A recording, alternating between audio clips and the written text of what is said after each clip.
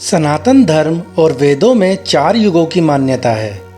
माना जाता है कि सतयुग में स्वयं देवता, किन्नर और गंधर्व पृथ्वी पर निवास करते थे। हमारे धर्म ग्रंथों में किन्नरों और गंधर्वों के बारे में विस्तार से बताया गया है। सतयुग के बाद आया त्रेता युग। इस युग में भगवान श्री राम ने जन्म लिया और वह स्वयं श्री हरि विष्णु का अवतार थे। फिर द्वापर युग की शुरुआत हुई और इस युग में भगवान विष्णु ने श्री कृष्ण के रूप में जन्म लिया। द्वापर युग में श्री कृष्ण ने जिस तरह की लीलाएं रची, उनके बारे में प्रबुद्ध लोगों का कहना है कि भगवान इन लीलाओं के जरिए मानव मात्र को कलयुग में जीवन यापन का पाठ पढ़ा रहे थे। हर हर महादेव दोस्तों, स्वागत करता हूं आप सभी का आपके अपने YouTube चैनल, आपके अपने परिवार महाकाल फैक्ट्स पर।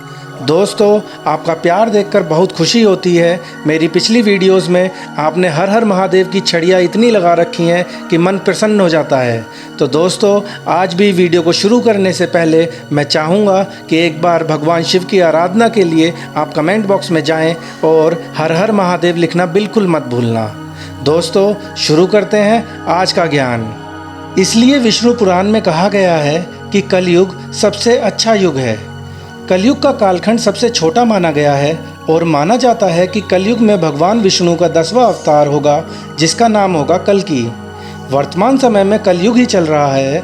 विष्णु पुराण कलयुग के वर्णन करते हुए कहा गया है कि कलयुग पाप इतना अधिक होगा कि सृष्टि का संतुलन बिगड़ जाएगा। कन्याएं 12 साल में ही गर्भवती होने लगेंगी। मनुष्य की आयु औसतन 20 वर्ष हो जाएगी।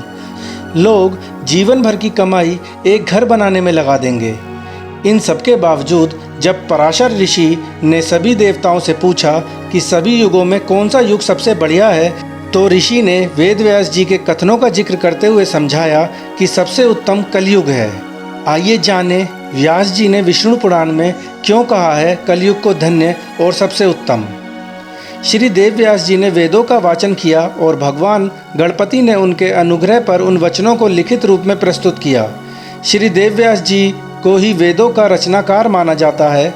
वेद व्यास से जुड़ी एक पौराणिक कथा के अनुसार वेद व्यास जी ने सभी युगों में कलयुग को श्रेष्ठ युग कहा है। यह चौंकाने वाली बात जरूर है, क्योंकि कलयुग में तो सबसे अधिक पाप और अत्याचार होगा। वेदों और धार्मिक ग्रंथों में ऐसा कहा गया है।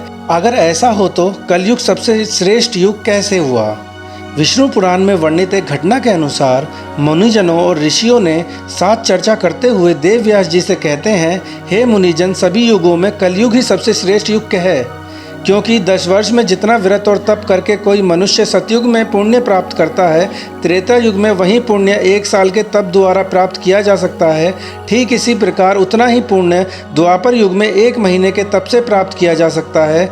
तो कलयुग में इतना ही बड़ा पुण्य मात्र 1 दिन के तप से प्राप्त किया जा सकता है। इस तरह व्रत और तप की फल की प्राप्ति के लिए कलयुग ही सबसे श्रेष्ठ समय है।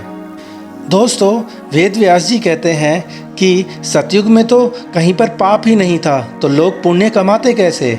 तो जैसे जैसे युगों में बदलाव हुआ, वैसे ही पाप और पुण्य की मात्रा भी बदलती गई। जैसे जैसे युग बदलते गए, पाप बढ़ता गया और पुण्य कम होता गया। तो दोस्तों, जैसा कि हम सब जानते हैं कि कलयुग में सबसे अधिक पाप हो रहा है, तो इस बीच अगर कोई हल्का सा भी पुण्य करता है तो उसको सतयुग के बराबर देखा जाए तो ज़्यादा पुण्य मिलेगा। तो आई होप दोस्तों, आप भी लोगों की भलाई करने में ही अपना जीवन व्यतीत करेंगे, दूसरे को कभी कोई हानि नहीं पहुंचाएंगे। और मैं आशा करता हूं कि आपको यह वीडियो ज़रूर समझ में आई होगी और आपको यह वीडियो पसंद भी आई होगी। तो प्लीज़ वीडियो को लाइक कर दीजिएगा और अगर आप चैनल पर नए हैं तो प्लीज़ मेरे चैनल को सब्सक्राइब कर लीजिएगा। तब तक मिलेंगे आपसे ऐसे ही किसी अन्य वीडियो में। हर हर महादेव।